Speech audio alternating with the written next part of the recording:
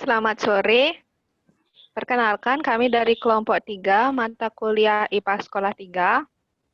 Pada sore hari ini, kami akan mempresentasikan materi partikel dan zat. Sebelum kami memulai presentasi kami, izinkan kami memperkenalkan diri. Yang pertama, yaitu rekan saya Olivia Florentina BR Tarigan, dengan 3 angka NIM terakhir 024. Kemudian rekan saya Julianti Tindaon dengan 3 angka NIM terakhir 025. Kemudian saya sendiri, Nikomang Triana Dewi, dengan 3 angka NIM terakhir 040.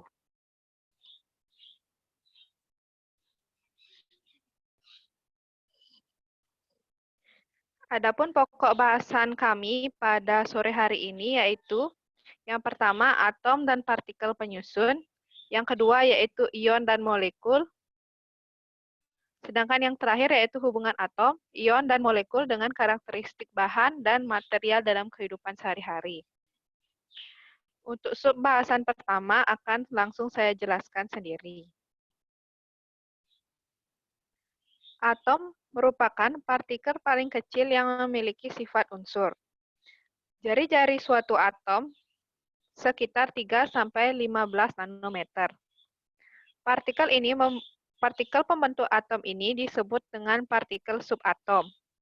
Partikel dasar pembentuk atau penyusun atom terdiri atas 3 hal, yaitu proton, neutron, dan elektron.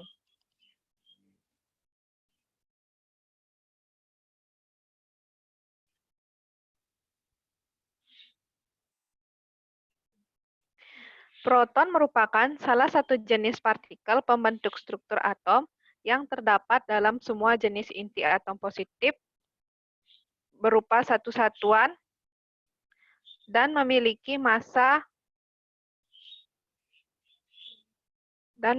suatu massa. Yang kedua yaitu neutron. Neutron adalah salah satu jenis partikel pembentuk struktur atom yang tidak memiliki muatan atau netral dan memiliki suatu massa. Yang ketiga yaitu inti atom.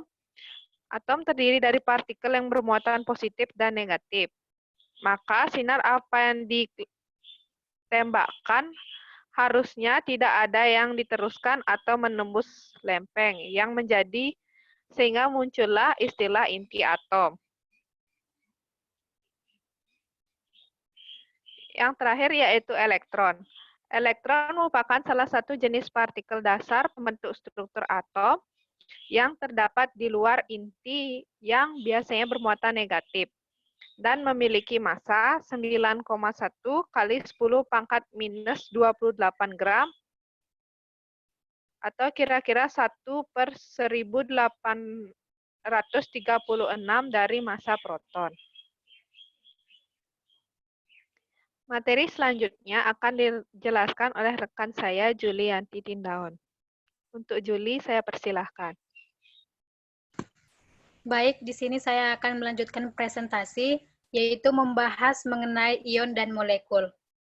Ion adalah atom atau molekul yang memperoleh atau kehilangan satu atau lebih elektron, sehingga jumlah elektronnya berbeda dengan jumlah proton. Jika jumlah elektron lebih sedikit dari proton atau kehilangan elektron, maka ion tersebut bermuatan positif. Namun, jika jumlah elektron lebih banyak dari proton atau menerima elektron, maka ion tersebut bermuatan negatif. Jadi di sini ion terbagi menjadi 2 jenis, yaitu kation dan anion. Yang pertama yaitu kation.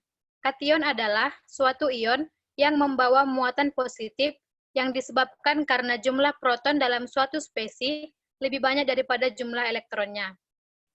Kation pada umumnya terbentuk akibat dari suatu spesies yang kehilangan satu atau lebih elektronnya. Yang kedua yaitu anion.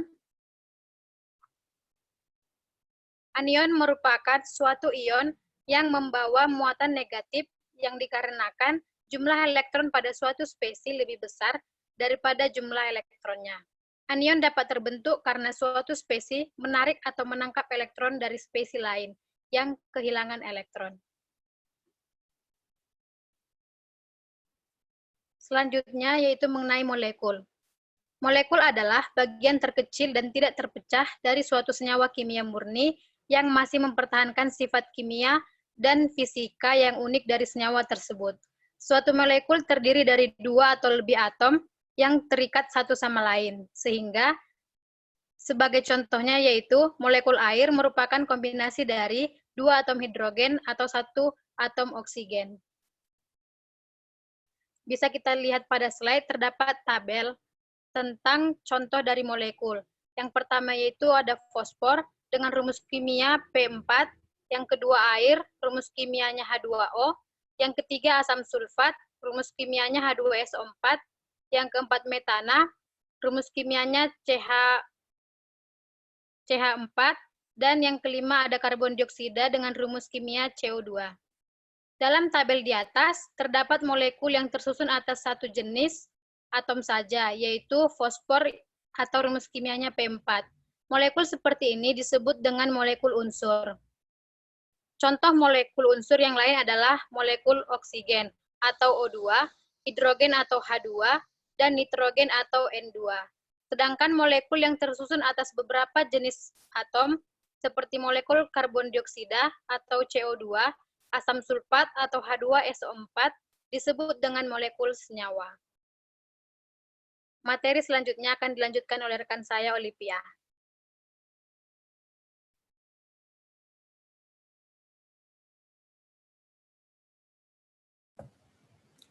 Baik, saya akan melanjutkan materi selanjutnya, yaitu mengenai hubungan atom, ion, dan molekul dengan karakteristik bahan dan material dalam kehidupan sehari-hari. Nah, yang pertama ini dapat kita lihat pada atom, di mana dalam garam dapur NaCl terdapat atom Na dan Cl. Lalu yang kedua, alat-alat rumah tangga biasanya mengandung logam atom Al, Fe, dan Cu. Manusia menghirup udara yang mengandung atom O maupun N. Pensil dan perhiasan intan mengandung atom C, kapur tulis mengandung atom Ca, lampu ada yang berisi gas Ne, He atau Ar, perhiasan emas dan perak mengandung atom Au ataupun Ag. Balon gas berisikan gas, dan bahan bakar fosil mengandung atom C, H, dan O. Next slide. Yang kedua adalah hubungannya dengan ion, di mana natrium klorida ataupun yang sering kita kenal dengan NaCl merupakan senyawa ionik yang paling sering digunakan, yaitu sebagai garam dapur. Lalu yang kedua adalah natrium benzoat. Natrium benzoat sering digunakan dalam pengobatan dan juga sering digunakan untuk membantu mengurangi penurunan amonia dalam sistem tubuh. Lalu yang ketiga adalah kalium, di mana kalium ini merupakan senyawa yang banyak digunakan dalam formulasi antibakteri.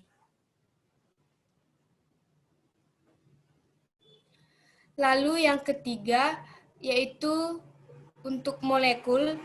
Yang pertama itu sabun, di mana deterjen dan sabun merupakan zat jika dimasukkan dalam air dapat menghilangkan kotoran.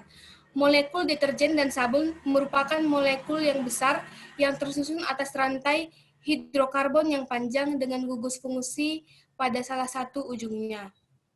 Lalu yang kedua adalah pembuatan garam dapur. Garam dapur digunakan untuk memasak dan juga rasanya itu asin, sehingga membuat masakan yang kurang garam berasa menjadi lebih berasa. Yang ketiga adalah pupuk urea.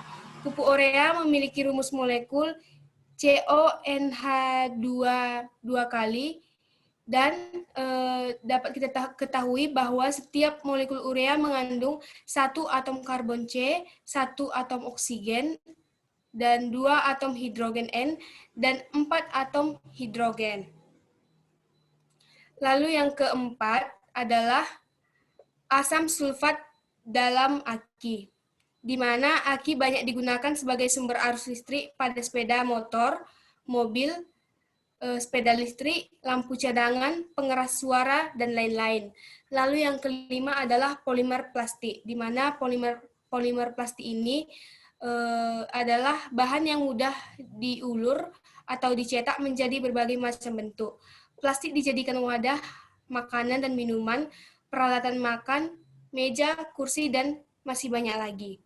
Lalu, yang keenam adalah baterai. Di mana kita ketahui sendiri, baterai banyak kita gunakan sebagai sumber energi.